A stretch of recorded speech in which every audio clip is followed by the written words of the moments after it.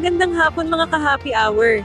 Narito ang mga balita para sa MBC TV Network News Update 2 PM edition. Alert level sa Israel, binaba na ng DFA. Yan ang MBC TV Network News ni Karen Oyong. Inanunsyo ng Department of Foreign Affairs o DFA ang desisyon nitong ibaba ang alert level sa Israel matapos humupa ang tensyon sa pagitan ng Israel at Iran. Ayon sa DFA, galing alert level 3 o voluntary repatriation ay ibinaba na sa level 2 o restriction phase ang alert level sa Israel.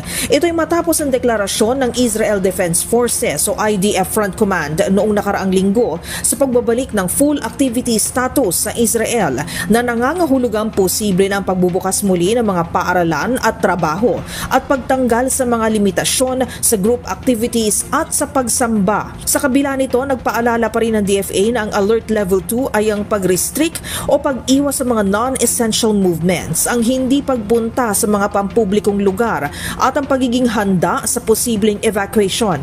Batid ng DFA, ito ay dahil sa meron pa ring umanong banta sa buhay, seguridad at property sanhi ng mga tinatawag na internal disturbance, instability at external threats. Nananatili rin ang deployment ban sa Israel sa ilalim ng Alert Level 2. Ayon kay DFA Undersecretary for Migration Affairs Eduardo De Vega, kinukonsidera pa rin ng departamento na kahit na humupa na ang tensyon sa pagitan ng Israel at Iran, may hidwaan pa rin sa pagitan ng Israel at Hamas sa Gaza. Dahil dito, nananawagan ng DFA ng pangmatagalang kapayapaan para sa naturang rehiyon. Ako si Karen Oyong, nag-uulat para sa MBC TV Network News. Una sa Pilipinas, una sa Pilipino.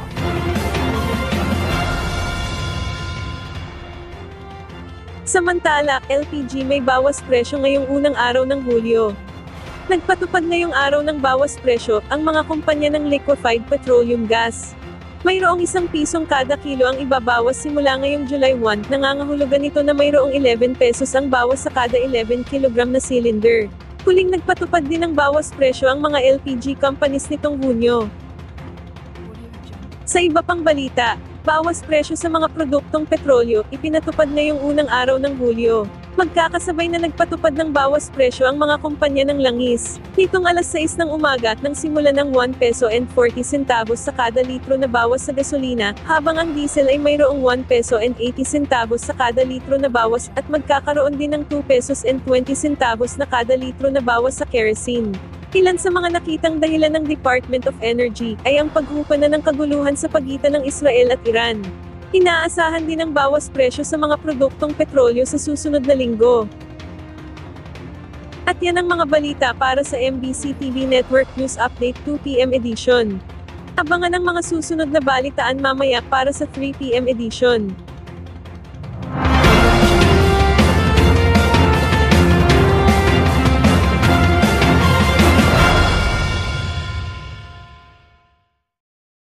Mga ka-happy hour, kung gusto mong manood ang mga balita sa MBC TV Network News Update, mag-subscribe sa aming YouTube channel, i-like ang aming Facebook page, at i-follow sa aming TikTok account.